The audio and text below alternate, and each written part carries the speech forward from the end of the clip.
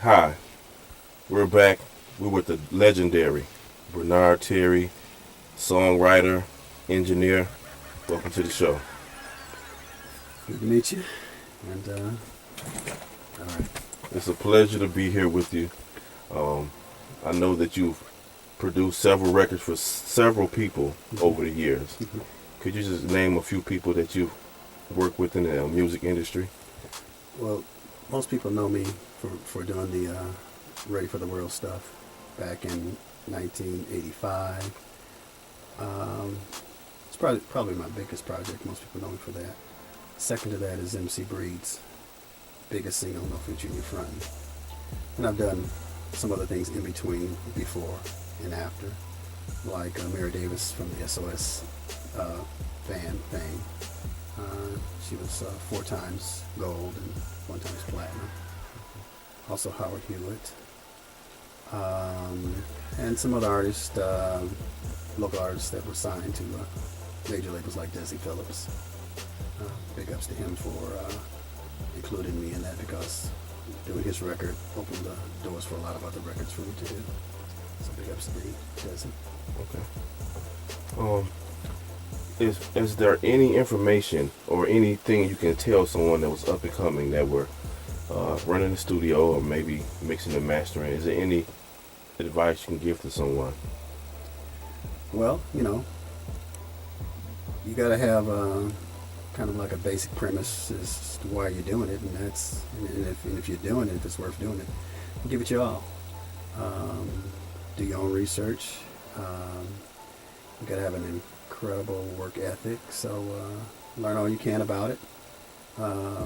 Work harder than anybody else. That's always been my motto. Is in what I do, I've always said with each project that I take is no one's gonna outwork me.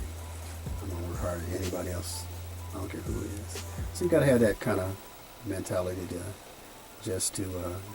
arrive at the table with something of value to whoever you're doing the service for. In the case of servicing record companies, which is what I was doing.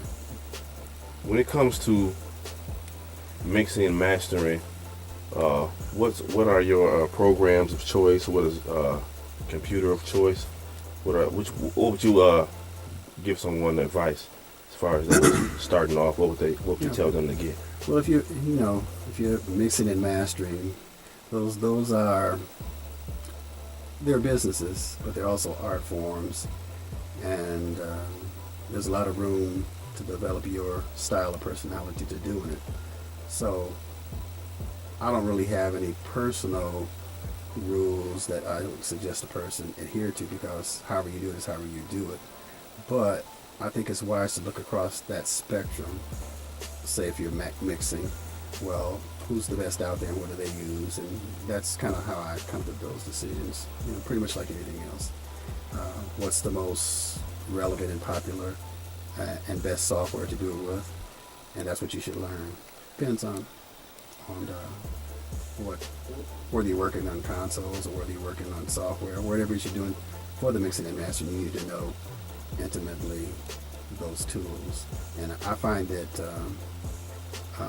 really useful to go at the top of the food chain and find out that information. So if somebody's employing me to mix on an SSL, what I've done in the past is call SSL directly and say, I need to get some instructional videos, I need to know everything about this console, blah, blah, blah, blah, blah.